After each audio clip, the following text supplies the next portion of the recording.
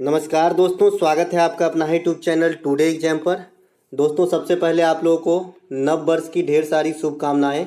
दोस्तों, ये साल भी बदल जाएंगे, लेकिन मैं चाहता हूं कि इसी साल आपकी ज़िंदगी बदल जाए और जिसके लिए आप तैयारी करते हैं उसे आप प्राप्त करने में सफल हों, यही हमारी कामना है। इसी के साथ अभी हम लोग एसएससी जीडी एग्जाम 2023 के प्रैक्टिस सेट को देख रहे थे और आज ये तीसरा प्रैक्टिस सेट का वीडियो है। इससे पहले हमने 2 प्रैक्टिस सेट का वीडियो आप लोगों को ऑलरेडी प्रोवाइड करा दिया है। इस प्रैक्टिस सेट में आपको इंपॉर्टेंट जीके जीएस के साथ साथ करंट अफेयर्स के प्रश्न देखने को मिलते हैं, जो आपके आने वाले एग्जाम के लिए काफ़ी इंपॉर्टेंट है। और ये पीडीएफ आपको हमारे टेलीग्राम चैनल पे मिल जाएगी, तो आप टेलीग्राम चैनल भी ज्वाइन कर सकते हैं। चलिए दोस्तों, संपूर्ण व्याख्या के साथ सभी प्रश्नों को देखते हैं। पहला प्रश्न है हमारा, किस अनुच्छेद के अनुसार उच्च न्यायालय अभिलेख न्यायालय होता है? अभिलेख न्यायालय कहने से तात्पर्य है रिकॉर्ड न्यायालय, रिकॉर्ड न्यायालय या अभिलेख न्यायालय। इसे हमारा तात्पर्य क्या होता है कि अगर मान लीजिए कोई एक पेन चोरी किया है तो इस मामले में सुप्रीम कोर्ट ने क्या सजा दिया, यह एक रिकॉर्ड के तौर पे रखा जाता है। और इससे जो नीचे वाली न्यायालय है, जैसे सुप्रीम कोर्ट से नीचे वाली न्यायालय आपका हाई कोर्ट होता है, तो हाई कोर्ट इसे एक रिकॉर्ड के तौर पे रखता है कि भाई पेन चोरी करने की ये सजा है, तो यही सजा दे देते हैं उस आदमी को। ठीक है, इसी प्रकार से जो हाई कोर्ट, जब हाई कोर्ट का जो अभिलेख होता है, ये आपका उससे छोटा न्यायालय जो सत्र न्यायालय होता है, जिला न्यायालय होता है, डिस्ट्रिक्ट कोर्ट होता है, वो फॉलो करता है। तो यहाँ पे जो आर्टिकल पूछा गया है, किस उच्च न्यायालय को किस आर्टिकल के तहत जो है अभिलेख न्यायालय करार दिया जाता है, तो अनुच्छेद 215 के तहत जो है इसे अभिलेख न्यायालय करार दिया जाता है। अनुच्छेद 214 क्या कहता है कि एक हाई कोर्ट होगा राज्य के लिए। ठीक है, तो ये दोनों अनुच्छेद की बात हो गई, option number B right answer हो गया। अनुच्छेद 124 के तहत जो है सुप्रीम कोर्ट का गठन होती है और अनुच्छेद 129 के तहत जो है सुप्रीम कोर्ट को रिकॉर्ड या अभिलेख न्यायालय करार दिया जाता है। आई होप चारों ऑप्शन आप अच्छे से समझ गए होंगे। इसके अलावा वर्तमान में अगर आपसे कोई पूछे कि कितने उच्च न्यायालय हैं इंडिया के अंदर, तो 25 उच्च न्यायालय है, जिसमें सबसे लेटेस्ट वाली अगर आपसे पूछे तो आंध्र प्रदेश का उच्च न्यायालय सबसे लेटेस्ट वाली उच्च न्यायालय है। दोस्तों, ये क्वेश्चन एसएससी सीजीएल 2018 में पूछा गया था। ऑप्शन मैं अपने मन से कुछ बदल दिया हूं ताकि आपको अधिक से अधिक प्रश्नों को समझा सकूं और अधिक से अधिक प्रश्न आपका कवर हो पाए। निम्नलिखित में से कौन सा प्रोटीन पाचक एंजाइम नहीं है? देखिए, प्रोटीन का जो पाचन होता है यह एक जटिल प्रक्रिया के तहत समाप्त होता है शरीर के अंदर, तो इसमें कई सारे एंजाइम इस पर काम करता है शरीर के अंदर। तो कौन सा एंजाइम जो है प्रोटीन को डायरेक्ट नहीं पचाता है, इस प्रकार का आपका क्वेश्चन पूछा गया है एसएससी जीडी 2017 में। तो ये है आपका रेनिन। रेनिन का मुख्य कार्य है शरीर के अंदर दूध को दही बना देना, जो दूध वाली उत्पाद होती है उसे दही बना देना और फिर वो पचता है। जैसे आप छोटे बच्चे को देखे होंगे कि दूध पीता है और उल्टी करता है, तो दही उल्टी करता है। ये कौन काम करता है उस दूध पे? तो रेनिन नामक एंजाइम काम करता है। ऑप्शन नंबर बी यहाँ पे राइट आंसर हो जाएगा। बाद बाकी पेप्सिन है, ट्रिप्सिन है, इरिप्सिन है, ये तीनों जो है किसी न किसी रूप में प्रोटीन के पाचन पर काम करता है। अगर आपसे कोई पूछे कि भोजन का पाचन कहाँ से शुरू होता है, तो मुख से या मुंह से शुरू होता है। मुंह में जो है लार मिलती है भोजन में, ठीक है, और लार में कौन सा एंजाइम होता है? टैलिन नामक एंजाइम होता है, जो स्टार्च या मांड के पाचन पे काम करना स्टार्ट करता है। तो भोजन का पाचन जो है मुंह से ही शुरू होती है। ठीक है, ये बात भी आपको ध्यान रखना है। अगला प्रश्न है हमारा, निम्नलिखित में से कौन सा राष्ट्रीय उद्यान मध्य प्रदेश में स्थित नहीं है? ये एनटीपीसी मेंस 2016 में आया प्रश्न है। तो कूनो वाइल्ड लाइफ सेंचुरी ये मध्य प्रदेश में ही स्थित है। और अभी अभी यूपी पीईटी का जो एग्जाम हुआ था उसमें पूछा गया था कि भाई जो कूनो नेशनल पार्क में चीता को लाया गया है वो किस देश से लाया गया है? तो मैं बता दूं, ये नामीबिया अफ्रीकन कंट्री है, यहाँ से लाया गया है चीता को। और कहाँ छोड़ा गया है? मध्य प्रदेश के कूनो नेशनल पार्क में। तो मध्य प्रदेश में ये Kuno national park. Bandhavgarh national park ये भी अब मध्य प्रदेश में है और यहाँ पे अभी उत्खनन से जो है बौद्ध धर्म से संबंधित कुछ साक्ष्य प्राप्त हुआ है, इसीलिए ये चर्च में है। और अभी अभी बिहार एसएससी में ये क्वेश्चन पूछा गया था 23 दिसंबर को, तो ये भी आपको जो है ध्यान रखना चाहिए। कान्हा टाइगर रिजर्व ये भी आपका मध्य प्रदेश में है। संजय गांधी टाइगर रिजर्व ये मध्य प्रदेश में नहीं है और यही आपका राइट आंसर है। संजय गांधी टाइगर रिजर्व जो है ये महाराष्ट्र के अंदर है, महाराष्ट्र में बोरीवली एक जगह है, यहाँ पर है आपका संजय गांधी टाइगर रिजर्व। खाली संजय टाइगर रिजर्व अगर आपसे पूछा जाए तो ये मध्य प्रदेश में है। ठीक है, कंफ्यूज नहीं होना है। और संजय में संजय गांधी लगा दिया जाए तो ये आपका महाराष्ट्र में हो जाता है। ठीक है, और संजय गांधी जैविक उद्यान अगर पूछे तो वो चिड़ियाघर है एक, और ये है आपका बिहार के पटना में। तो ये तीनों में आपको स्पष्ट रूप से अंतर पता होना चाहिए। अगर हम देश में सबसे बड़ी टाइगर रिजर्व की बात करें क्षेत्रफल के दृष्टिकोण से तो नागा अर्जुन सागर है, ये आपका आंध्र प्रदेश के अंदर स्थित है। सबसे बड़ा टाइगर रिजर्व है देश में क्षेत्रफल के हिसाब से। सबसे बड़ा नेशनल पार्क की बात करें क्षेत्रफल के हिसाब से तो हेमिस नेशनल पार्क है, ये आपका जम्मू कश्मीर में है। और हेमिस नेशनल पार्क से एक क्वेश्चन और पूछा जाता है कि हिम तेंदुआ कहाँ पाया जाता है, तो ये आपका जो है हेमिस नेशनल पार्क में पाया जाता है। ठीक है, स्नो लियोपार्ड्स, तो ये बात भी ध्यान रखना है। क्षेत्रफल के दृष्टिकोण से सबसे छोटा नेशनल पार्क अगर आपसे पूछे तो ये है साउथ बंटन नेशनल पार्क, ये आपका अंडमान एंड निकोबार में है। तो ये सभी बातें को आपको अच्छे से ध्यान रखना है। अगला प्रश्न है हमारा, निम्नलिखित में से कौन सा प्राणी 4 चेंबर वाली हृदय नहीं होती है, किस प्राणी में? CGL 21 में पूछा गया ये प्रश्न है। तो मैं बता दूं कि 4 चेंबर वाली जो हृदय होती है ये आपका स्तनधारी में होती है, पक्षी में होती है। ठीक है, ये दोनों में 4 चेंबर वाली जो है आपका हार्ट पाया जाता है। तो गाय स्तनधारी, कबूतर पक्षी, तो ये दोनों तो आंसर नहीं होगा। इसके अलावा एक बच गया मगरमच्छ और मेढक। तो मेढक जो है उभयचर कोटा में आता है। कौन से कोटा में आता है ये आता है आपका उभयचर, एम्फीबियन है ना, एम्फीबियन कोटा में आता है। तो एम्फीबियन का जो हृदय है ये 3 चेंबर वाली होती है। तो ऑप्शन नंबर सी जो है मगरमच्छ में 4 चेंबर वाली हृदय पाई जाती है। मगरमच्छ को आप किस कोटा में रखते हैं, तो ये रेप्टेलिया है, क्योंकि ये रेंग के चलता है। और रेप्टेलिया में भी 4 चेंबर वाली हृदय नहीं पाया जाता है, ऐसा कतई नहीं समझिएगा। ये एक्सेप्शनल है, अपवाद है कि मगरमच्छ और घड़ियाल में जो है 4 चेंबर वाली हृदय पाई जाती है, इसीलिए क्वेश्चन पूछा गया था। तो ऑप्शन नंबर सी यहाँ पे राइट आंसर हो जाएगा। हृदय के अध्ययन को हम कार्डियोलॉजी कहते हैं। कार्डियो शब्द जो है ये आपका हृदय से संबंधित है। जैसे आप हार्ट अटैक का नाम सुने होंगे तो कार्डिक अरेस्ट लोग बोलते हैं, तो ये आपका रूट वर्ड हो गया, वन वर्ड सब्स्टिट्यूशन के लिए। ये भी आपके एग्जाम में पूछे जाते हैं। ठीक है, इसके अलावा जो मानव की हृदय के डायरेक्ट अगर पूछे तो उसमें भी 4 होते हैं, क्योंकि स्तनधारी के अंतर्गत ही आ जाता है। अगला प्रश्न है हमारा, 1921 के भारत सरकार अधिनियम को सर्वग्राही नाम किया है। MTS 2015 मॉन्टेग्यू चेम्सफोर्ड योजना इसे कहते हैं। इसमें बहुत ही निर्णायक मोड़ लिया था भारतीय स्वतंत्रता के इतिहास में। यहाँ से कई पहलू जो है बाद में 1935 के अधिनियम में बदले गए, जो यहाँ पे लगाए गए थे, तो इसीलिए काफी हाईलाइटेड हुआ ये अधिनियम। ये है मॉन्टेग्यू चेम्सफोर्ड योजना। देखिए दोस्तों, भारत में एक गवर्नर जनरल, सबसे पहले गवर्नर होता था, फिर बंगाल का गवर्नर जनरल बना, है ना, फिर गवर्नर जनरल बना, फिर आपका भारत का गवर्नर जनरल बना, और लास्ट में बना वायसराय।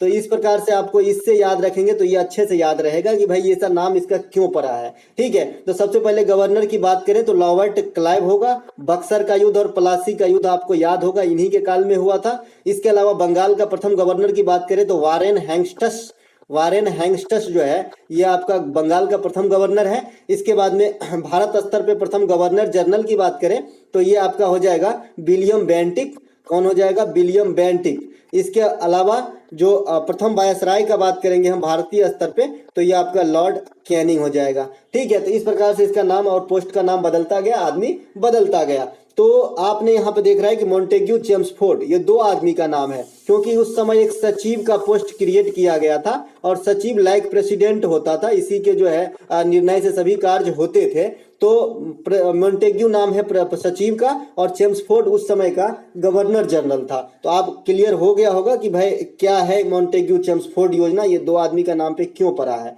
ठीक है, तो 1919 का मॉन्टेग्यू चेम्सफोर्ड योजना है ना। 1909 में इसी प्रकार का मॉर्ले मिंटो सुधार हुआ था, जिसमें मॉर्ले सचिव थे और मिंटो जो है उस समय का गवर्नर जनरल था। ठीक है, रेगुलेटिंग एक्ट कई हुए थे, जिसमें 1773 के रेगुलेटिंग एक्ट जो है प्रमुख है, इसीलिए इसमें इसमें नहीं डालना चाहूंगा। और बंग भंग आंदोलन जो है ये एक राष्ट्रीय स्तर का आंदोलन है जो इंडियन के द्वारा किया गया था, बाद में ये सभी अंग्रेजों के द्वारा पारित किया गया जो है एक्ट है। एक रॉलेट एक्ट का भी नाम आपने सुना होगा, जो आपका जालियांवाला बाग हत्याकांड इसी के विद्रोह में हुआ था। चलते हैं आगे। अगला प्रश्न है हमारा, अगस्त 2022 के अनुसार पिछड़ा वर्ग आयोग के अध्यक्ष कौन है? देखिए, अगस्त 2022 के अनुसार अगर पूछा जाए तो आपका पिछड़ा वर्ग आयोग का अध्यक्ष भगवान लाल सहनी है, ओबीसी वाला जो संस्था है। इसलिए मैं ऐसा क्वेश्चन रखा हूं क्योंकि एसएससी कभी कभी बहुत चालाकी करता है और आपका महीना का नाम इंक्लूड कर देता है, क्योंकि ये जो संस्था का अध्यक्ष है ये बदल गया है। ये वर्तमान में जो है हंसराज गंगाराम अहिर जो है ये महाराष्ट्र के रहने वाले हैं और यही जो है आपका बना है ओबीसी का अध्यक्ष। लेकिन ये चार्ज लिया है दिसंबर में और पूछा है आपका अगस्त के अनुसार, तो अगस्त के अनुसार भगवान लाल सहनी हो जाएगा। अगर करंट पूछ दिया जाए कि वर्तमान में कौन है, तो हंसराज गंगाराम अहिर जो है ओबीसी वाली संस्था का जो है अध्यक्ष हैं। विजय संपला जो है ये एससी वाले संस्था जो है शेड्यूल कास्ट, उनके अध्यक्ष हैं। और हर्ष चौहान जो है ये एसटी वाला जो संस्था है शेड्यूल ट्राइब, उसके अध्यक्ष हैं। फागू चौहान जो है ये बिहार के वर्तमान राज्यपाल हैं। तो ये सभी बातों को आपको ध्यान रखना है। अगला है हमारा, हाल में ही किस कंपनी को महारत्न का दर्जा दिया गया? देखिए दोस्तों, महारत्न कंपनी उस कंपनी को कहा जाता है जो 5,000 करोड़ के टर्नओवर पे जो है स्वयं का निर्णय ले सकता है। ठीक है, इसके अलावा एक आपने नवरत्न कंपनी का नाम सुना होगा, इसके लिए लिमिटेशन है 1,000 करोड़ रुपया, इतने तक की मामले पर खुद का सुनवाई कर सकता है, स्वयं फैसला ले सकता है। इस आधार पे जो है महारत्न और नवरत्न कंपनी को जो है नॉमिनेट किया जाता है। वर्तमान में अगर आपसे कोई पूछे इंडिया में कितने महारत्न कंपनी है, तो 12 महारत्न कंपनी है, जिसमें सबसे लेटेस्ट वाली जो है ग्रामीण विद्युतीकरण निगम है ना, rural electrification corporation REC company को दिया गया है। इसके अलावा जो अन्य महारत्न कंपनी है, option number A right answer हो जाएगा। अन्य महारत्न कंपनी जो है पावर फाइनेंस कॉर्पोरेशन है, कोल इंडिया लिमिटेड है, भारतीय तेल निगम है, सेल भेल गेल है, सेल भेल गेल ये तीनों ध्यान रखेंगे, एचपीसीएल है, बीपीसीएल है, आईओसी है, इसके बाद आपका और क्या हो जाएगा, कोल इंडिया लिमिटेड, एनटीपीसी है। ये सभी जो है आपका 12 महारत्न कंपनी है। चलते हैं आगे। अगला प्रश्न है हमारा, विश्व सांख्यिकी दिवस कब मनाया जाता है? देखिए, विश्व सांख्यिकी दिवस जो है प्रति वर्ष आपका 20 अक्टूबर को मनाया जाता है। ऑप्शन नंबर डी इस क्वेश्चन के लिए राइट आंसर हो जाएगा। 29 जून को हम मनाते हैं राष्ट्रीय सांख्यिकी दिवस। राष्ट्रीय सांख्यिकी दिवस हम मनाते हैं आपका 29 जून को। ये पीसी महालनोबिस का जन्मदिन है, इसी के अवसर पे हम राष्ट्रीय सांख्यिकी दिवस मनाते हैं, है ना। प्रशांत चंद्र महालनोबिस इसका पूरा नाम है और ये एक अर्थशास्त्री थे इंडिया का और ये कई कामों से जुड़े रहे। इससे रिलेटेड एक और प्रश्न अभी मैं बताऊंगा जो सीजीएल 2022 में पूछा गया था, ये भी प्रश्न मैं इसमें रखा हूं, आगे बताऊंगा। ठीक है, 29 अगस्त को हम राष्ट्रीय खेल दिवस मनाते हैं मेजर ध्यानचंद के जन्मदिन पे। अगर आपसे कोई पूछ ले कि विश्व खेल दिवस कब मनाया जाता है, तो 6 अप्रैल को विश्व खेल दिवस मनाया जाता है, 29 अगस्त को राष्ट्रीय खेल दिवस मनाया जाता है, 31 अक्टूबर को राष्ट्रीय एकता दिवस सरदार वल्लभ भाई पटेल के जन्मदिन के अवसर पे मनाया जाता है। सरदार वल्लभ भाई पटेल को लौह पुरुष भी कहा जाता है। मौलाना अबुल कलाम आजाद ट्रॉफी माका 2022 किस विश्वविद्यालय को प्रदान किया गया था? आपको याद होगा मैंने एमटीएस का एनालिसिस कराया, ग्रुप डी का भी कराया। एमटीएस के एनालिसिस में और एसएससी फेज 10 के एनालिसिस में दोनों में ये क्वेश्चन कॉमन पूछा था, लेकिन 2021 के लिए पूछा था कि भाई मौलाना अबुल कलाम आजाद ट्रॉफी 2021 किस विश्वविद्यालय को प्रदान किया गया। लेकिन मैं 2022 वाला रख लिया हूँ क्योंकि आप एग्जाम 2023 में देने जा रहे हैं, तो यहाँ पे आपको ये क्वेश्चन इंपोर्टेंट हो जाएगा। तो ये मिला है आपको गुरु नानक देव विश्वविद्यालय अमृतसर को माका ट्रॉफी 2022। मौलाना अबुल कलाम आजाद स्वतंत्र भारत के प्रथम शिक्षा मंत्री थे। ठीक है, प्रथम शिक्षा मंत्री थे और राष्ट्रीय शिक्षा दिवस 11 नवंबर को इन्हीं के जन्मदिन के अवसर पे मनाया जाता है। तो सभी बातों को आपको रिलेट करके याद रखने में काफी दिनों तक आपको याद रहेगी। ठीक है, जैसा मैं रख पाता हूं। अगला प्रश्न हम देखेंगे। अगला प्रश्न हमारा, निम्नलिखित में से कौन सी नदी गोदावरी की सहायक नदी है? देखिए, गोदावरी नदी ये आपका महाराष्ट्र के नासिक से निकलती है।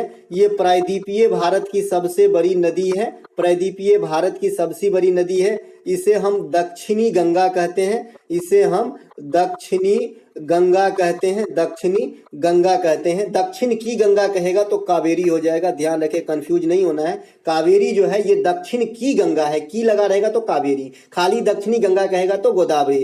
इस पे आपने जायकेवारी परियोजना का नाम सुना होगा, ये इसी नदी पे है। इसके अलावा ये बंगाल की खाड़ी में गिरती है। ये तो हो गई गोदावरी नदी की अतिरिक्त जानकारी। बहरहाल इस प्रश्न का जो राइट आंसर है ये है आपका बिंदुसार नदी। बिंदुसार नदी जो है गोदावरी नदी की सहायक नदी है। जीडी 2021 में प्रश्न पूछा गया है। बिंदुसार मौर्य वंश के शासक भी थे, जो मौर्य राजा अशोक के पिता थे, तो आपको ये बात भी ध्यान रखना होगा, उससे भी आप रिलेट करके इसे याद रख सकते हैं। अन्य जो ऑप्शन है तुंगभद्रा और मालप्रभा, ये आपका कृष्णा नदी की सहायक नदी है। कृष्णा नदी की उद्गम आपका ग्रुप डी में पूछा गया था, तो ये महाराष्ट्र के महाबलेश्वर श्रेणी से निकलती है। ठीक है, महाबलेश्वर श्रेणी, महाबलेश्वर एक जगह है महाराष्ट्र में जो पश्चिमी घाट से रिलेटेड है, यहीं से निकलती है आपकी कृष्णा नदी। महानंदा नदी की बात कर लें तो ये गंगा की अंतिम सहायक नदी है इंडिया के अंदर। इसके बाद आप जानते हैं ऑब्वियसली कि गंगा नदी जो है बंगाल में चली जाती है, बांग्लादेश में चली जाती है, माफ कीजिएगा। अगला प्रश्न है हमारा, पहली राष्ट्रीय आय समिति का गठन 1949 में किसकी अध्यक्षता में हुई थी? राष्ट्रीय आय समिति की गठन जो है 1949 में होती है और ये अध्यक्ष रहते हैं इनके पीसी महालनोबिस। इन्हीं के जन्मदिन पर अभी आपने देखा 29 जून को राष्ट्रीय सांख्यिकी दिवस के रूप में मनाते हैं। साथ ही साथ जो सेकेंड पंचवर्षीय योजना था ये इन्हीं के मॉडल पे आधारित था, इन्होंने ही मॉडल पास किया था द्वितीय पंचवर्षीय योजना का। तो प्रथम भी पूछा जा सकता है, तो प्रथम पंचवर्षीय योजना अगर आपसे पूछे कोई तो हैराड डोमर मॉडल पर आधारित थी प्रथम पंचवर्षीय योजना। ठीक है, प्रथम पंचवर्षीय योजना का कार्यकाल बहुत बार देखा गया है एग्जाम में, तो 1951 से 1956 जो है प्रथम पंचवर्षीय योजना का कार्यकाल रहा है। ठीक है, इसके बाद दादा भाई नौरोजी को जो है, यहाँ इस क्वेश्चन के right answer option number C हो जाएगा। दादा भाई नौरोजी को जो है वयोवृद्ध पुरुष जो है भारत का कहा जाता है, the great old man of India कहा जाता है। साथ ही साथ राष्ट्रीय आय का अनुमान सबसे पहले दादा भाई नौरोजी ने ही लगाया था। वर्तमान में राष्ट्रीय आय का अनुमान जो है CSO संस्था है, केंद्रीय सांख्यिकी संगठन, ये लगाता है। एक से एक जितनी भी एक्स्ट्रा फैक्ट है आपको ध्यान से सुनना चाहिए और जो नहीं हो उसे कहीं नोट कर लेना चाहिए। ठीक है, जवाहरलाल नेहरू से रिलेटेड जो आपके एग्जाम में क्वेश्चन आता है, एक तो है लाहौर अधिवेशन। लाहौर अधिवेशन जो आपका 1929 में होती है, ये इंपॉर्टेंट अधिवेशन रहा कांग्रेस का और इसकी अध्यक्षता जो है जवाहरलाल नेहरू ने किया था। और दूसरा क्वेश्चन जवाहरलाल नेहरू से पूछे जाते हैं कि संविधान सभा में उद्देश्य प्रस्ताव किसने पास किया था? तो उद्देश्य प्रस्ताव जो है जवाहरलाल नेहरू ही पास किए थे 13 दिसंबर 1946 को, 13 दिसंबर 1946 को पास किया था। तो ये बात सब आपको जवाहरलाल नेहरू के रिगार्ड में याद रखना है। अगला प्रश्न है हमारा, निम्नलिखित में से कौन सी पुस्तक शशि थरूर के द्वारा नहीं लिखा गया? देखिए एसएससी का प्रमुख राइटर जो है, मतलब फेमस,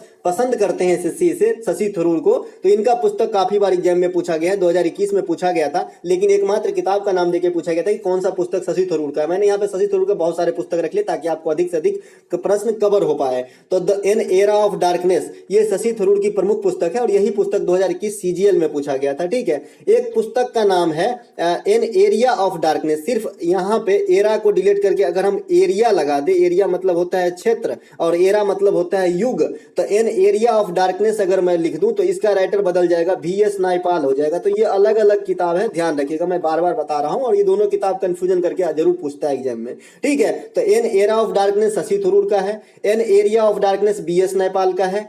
अंबेडकर ए लाइफ ये शशि थरूर के जो है लेटेस्ट बुक है और ये करंट सेक्शन से पूछे जाने वाली किताब है, अंबेडकर ए लाइफ। इसके बाद में द व्हाइट टाइगर ये आपका अरविंद अडिगा जी का जो है ये किताब है और यही आपका राइट आंसर हो जाएगा, क्योंकि अरविंद अडिगा ने लिखा है, शशि थरूर ने नहीं लिखा है। इसके अलावा इनग्लोरियस एम्पायर जो है ये भी शशि थरूर की पुस्तक है। पंडित एंड पंडितरी है ये भी शशि थरूर की पुस्तक है। तो ये सभी आपको ध्यान रखना है। अगला प्रश्न हमारा, भारत प्रथम बार राष्ट्रमंडल खेल में कब भाग लिया था? देखिए राष्ट्रमंडल खेल की शुरुआत जो है 1930 ईस्वी में हैमिल्टन कनाडा से होती है। कहां से होती है? हैमिल्टन कनाडा से होती है और 4 साल के अंतराल पे होती है। तो 1934 में जब अगला राष्ट्रमंडल खेल हुआ उसी में भारत पहली बार भाग लिया। तो ऑप्शन नंबर बी यहाँ पे राइट आंसर हो जाएगा। राष्ट्रमंडल खेल का प्राचीन नाम जो है ब्रिटिश एम्पायर गेम था और राष्ट्रमंडल खेल में वो देश शामिल होते हैं जो कभी ब्रिटिश सरकार के अधीन रहे हो। ठीक है, तो ये बात सब आपको ध्यान रखना है। इस बार का जो राष्ट्रमंडल खेल हुआ 2022 में, ये बर्मिंघम इंग्लैंड में ही हुआ और इसमें भारत ने 61 पदक जीता, जो अब तक के राष्ट्रमंडल खेल में सबसे अच्छा प्रदर्शन है। और राष्ट्रमंडल खेल में ही 3 गोल्ड और 1 सिल्वर के साथ जो शरद कमल है टेबल टेनिस में, ये इतना पदक प्राप्त किया। इसी कारण इस बार का मेजर ध्यानचंद पुरस्कार जो है शरद कमल को ही दिया गया है। ठीक है, उसके बाद जो है 1900 ईस्वी जो आप देख रहे हैं, ये पेरिस ओलंपिक का ईस्वी है और इसमें जो है भारत प्रथम बार ओलंपिक में भाग लिया था। ओलंपिक की शुरुआत अगर आपसे कोई पूछे तो 1896 में होती है। ठीक है, और द्वितीय ओलंपिक और द्वितीय राष्ट्रमंडल खेल में भारत जो है भाग लेना स्टार्ट किया था। 1951 जो है ये राष्ट्रीय जो खेल है नेशनल गेम्स, ये नई दिल्ली में इसकी शुरुआत हुई थी नेशनल गेम की 1951 में। तो ये सभी बातों का आपको अच्छे से ध्यान रखना है, पीडीएफ लेके खुद से प्रैक्टिस कर लेना है एक बार वीडियो देख के। ठीक है, मैं जितना बात एक्स्ट्रा फैक्ट में बता रहा हूं खुद से बोलना है एक बार। एक प्रश्न है, बांग्ला महोत्सव का आयोजन भारत के किस राज्य में होता है? एनटीपीसी मेंस 2016 और इसके अलावा ग्रुप डी में पूछा गया। ठीक है, तो बांग्ला महोत्सव जो है ये आपका मेघालय में मनाए जाने वाली प्रमुख त्योहारों में से है। तो यहाँ पे राइट ऑप्शन नंबर बी हो जाएगा। नागालैंड में प्रमुख त्योहार जो है ये आपका हॉर्नबिल है। हॉर्नबिल त्योहार जो है, हॉर्नबिल एक पक्षी का नाम है जो नागालैंड का राजकीय पक्षी भी है। इन्हीं पक्षी के नाम पे एक त्योहार भी होता है हॉर्नबिल त्योहार, जो आपका नागालैंड में मनाया जाता है। इसके अलावा पश्चिम बंगाल में जो है जात्रा त्योहार होता है। जात्रा दुर्गा पूजा के समय होती है। इसके अलावा ओडिशा में जो है रथ यात्रा होती है भगवान जगन्नाथ के जो है याद में। और इसके अलावा जो है धनु यात्रा दूसरी, ये दूसरी है, रथ यात्रा दूसरी है। रथ यात्रा आपका ओडिशा में होती है। ठीक है, यात्रा पश्चिम बंगाल में होती है, हॉर्नबिल नागालैंड में होती है। इसी प्रकार से आपका जो है लाय हरोबा सुना होंगे आप, तो लाय हरोबा जो है हरोबा त्योहार ये आपका त्रिपुरा में होती है। तो इस प्रकार से ध्यान रखना है। कचाई लेमन फेस्टिवल मणिपुर में होती है, ये सब बात ध्यान रखना है। मांडू महोत्सव मध्य प्रदेश में होती है ना। राष्ट्रीय भाषा संस्थान का मुख्यालय कहाँ स्थित है? Group D 2022, SSC MTS 2022। राष्ट्रीय भाषा संस्थान का मुख्यालय जो है ये आपका मैसूर में है। वर्तमान में संविधान में कितने भाषा हैं? तो वर्तमान में संविधान में 22 भाषा है और 6 शास्त्रीय भाषा है। ठीक है, शास्त्रीय भाषा याद करने के तरीके हैं। ठीक है, कि आप जो है ओडिसी और संस्कृत ये दोनों को याद रखिए। बाद बाकी जो साउथ का जितने भी भाषा है, तमिल, तेलुगु, कन्नड़, मलयालम, ये सभी शास्त्रीय भाषा है। सबसे पहला शास्त्रीय भाषा भी आपसे पूछा गया था कि कौन सा था, तो तमिल था। इसे 2004 में शास्त्रीय भाषा का दर्जा दिया गया था। Right answer option number C हो जाएगा। मैसूर में राष्ट्रीय भाषा संस्थान का मुख्यालय है। अगला प्रश्न है हमारा, 2023 में कोप 28 का बैठक कहाँ प्रस्तावित है? देखिए कोप 27 अभी इसके बैठक संपन्न हुए हैं। तो ये मिस्र इजिप्ट में हुआ है, तो इजिप्ट तो नहीं होगा। तो संयुक्त अरब अमीरात 2023 में कोप 28 की बैठक होगा यूएई में। अभी बिहार एसएससी सीजीएल में यूए की मुद्रा पूछ दिया था, तो ये दिरहम है यूए की मुद्रा। ठीक है, और यूए की मुद्रा क्या है? दिरहम है। और ये कहां पर बैठे हुई? कोप 28 का कॉन्फ्रेंस ऑफ पार्टी, इसका जो है फुल फॉर्म होता है। एक बार कोप का फुल फॉर्म पूछ दिया गया था, कॉन्फ्रेंस ऑफ पार्टी। ठीक है, कॉन्फ्रेंस ऑन पार्टी। ठीक है, तो ये 28 बार जो होगा संयुक्त अरब अमीरात में होगा। इसके अलावा 27वां जो है इजिप्ट में हुआ था। 26वां जो है कोप 26 का बैठक आपका ग्लासगो में हुआ था। अगला प्रश्न है हमारा, 71वां संविधान संशोधन के द्वारा किस भाषा को संवैधानिक दर्जा दिया गया था? देखिए 71वां संविधान संशोधन के द्वारा जो है 3 भाषा को संवैधानिक दर्जा दिया गया था, नेपाली, मणिपुरी, कोंकणी। तो उपयुक्त सभी इस क्वेश्चन के लिए right answer option number D हो जाएगा। अब इसे याद कैसे रखेंगे? मैंने कहा कि जब संविधान लागू हुआ था, हमारा संविधान लागू होता है 26 जनवरी 1950 को। ठीक है, उस समय भारतीय संविधान में मात्र 14 भाषा थे, लेकिन वर्तमान में 22 भाषा है। तो ये 8 भाषा कैसे आया? तो 8 भाषा जो है संविधान संशोधन के द्वारा अटैच हुआ। ठीक है, तो संविधान संशोधन अलग अलग समय पे हुई। तो सबसे पहले 21वां संविधान संशोधन होता है और इसमें आपको जो है सिंधी को जो है अटैच किया जाता है संविधान के अंदर। इसके बाद हमारा 71वां संविधान संशोधन होता है और इसमें हम नमक याद रखेंगे। ठीक है, नेपाली, मणिपुरी, कोंकणी। ठीक है, अब इन दोनों को जोड़ दीजिए तो कितना हो जाएगा? 112 और 729। 92वां संविधान संशोधन में जो है मैथिली, संथाली, बोडो और डोगरी, ये 4 भाषा को जोड़ा गया। डोगरी, मैथिली मेरा भाषा है, मैं बिहार के मधुबनी से हूँ।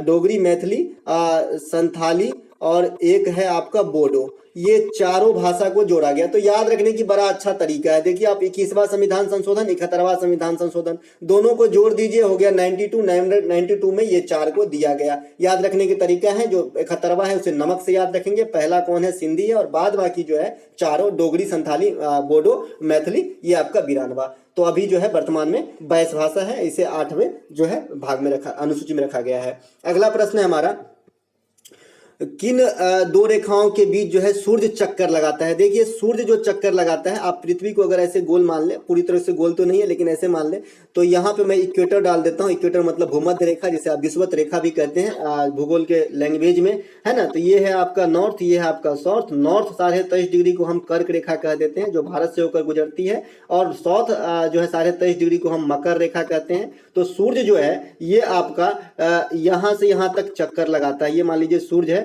तो एक बार जाता है, एक बार जाता है और एक बार आता है। तो सबसे अधिक गर्मी कहाँ पे पड़ती है? 2 बार जो है आपका इक्वेटर पे लंबवत चमक जाता है, 2 बार। तो इसीलिए इक्वेटर पे जो भी देश है, इक्वेटर पे जो भी देश है, वहां के लोग ज्यादा काले आपको दिखाई देंगे और वहां पे गर्मी ज्यादा होता है। तो हमें क्या निष्कर्ष निकला कि सूर्य वस्तुतः कहां से कहां तक चक्कर लगा सकता है? तो 23.5 डिग्री साउथ से 23.5 डिग्री नॉर्थ, यानी कर्क रेखा और मकर रेखा के बीच चक्कर लगाता है। ऑप्शन नंबर बी यहाँ पे राइट आंसर हो जाएगा। दोस्तों इतने डिटेल में पढ़ाते हैं, इसीलिए आपको जो है ये वीडियो लेंथी हो जाएगा, तो आपको पूरा देखना है, बोर फील नहीं करना है। अगला प्रश्न है, किस शासक ने अशोक के 2 स्तंभों को दिल्ली से मंगवाया था? देखिए क्वेश्चन जीडी 2011 में आया हुआ है। तो फिरोज शाह तुगलक जो है अशोक के 2 शिलालेख या स्तंभ लेख जो कहाँ कहाँ का था, एक तो था टोपरा का, दूसरा था आपका मेरठ का। इन दोनों को जो है दिल्ली ले गया था, उठा ले गया था, दिल्ली मंगवा लिया था। तो ऑप्शन नंबर ए यहाँ पे राइट आंसर हो जाएगा। मोहम्मद बिन तुगलक के काल में एक यात्री आता है भारत, इसका नाम है इब्न बतूता। क्या नाम है? इब्न बतूता, जो कहाँ के रहने वाले थे? मोरक्को के रहने वाले थे। इन्होंने एक किताब भी लिखा जिसका नाम है रेहला। तो ये मोहम्मद बिन तुगलक के काल में आया था। मोहम्मद बिन तुगलक एक विभाग की स्थापना किया था जिसका नाम है दीवान ए कोही।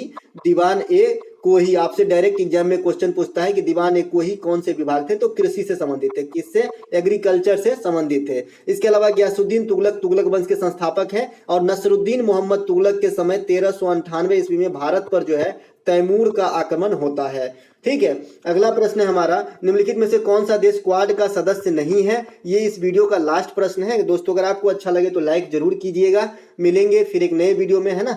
निम्नलिखित में से कौन सा देश क्वाड का सदस्य नहीं? देखिए क्वाड में 4 देश है, एक तो ऑस्ट्रेलिया है, जापान है, अमेरिका है और इंडिया है। ये 4 देश जो है आपका क्वाड का सदस्य है। इजराइल नहीं है, तो इजराइल इस क्वेश्चन के लिए आपका राइट आंसर हो जाएगा। Option number D right answer. Bihar SI में जो है, ये एसआई मेरे ख्याल से 21 में आया था ये क्वेश्चन, ठीक है। बिहार 21 में आया था एसआई वाले में, जो दरोगा का एग्जाम हुआ था, उसमें पूछा गया था कि क्वाड कप में जो है कौन कौन सा देश है। 4 देशों का नाम दिया गया था, 4 ऑप्शन, तो एक गलत दिया गया था, इसमें इजराइल भी था। तो इजराइल इसका नहीं है, ऑस्ट्रेलिया, जापान, अमेरिका और इंडिया है। अभी करंट सेक्शन से क्वेश्चन बनेगा कि क्वाड का जो है नौसेना का संयुक्त सैन्याभ्यास हुआ है, संयुक्त अभ्यास हुआ है नौसेना का, तो इसका नाम दिया गया है आपका मालाबार।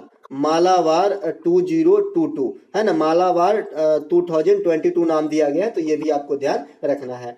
दोस्तों आशा करते हैं कि अच्छा लगा होगा। अच्छा लगा तो लाइक कर लीजिएगा और पीडीएफ हमारे टेलीग्राम चैनल से जरूर ले लीजिएगा।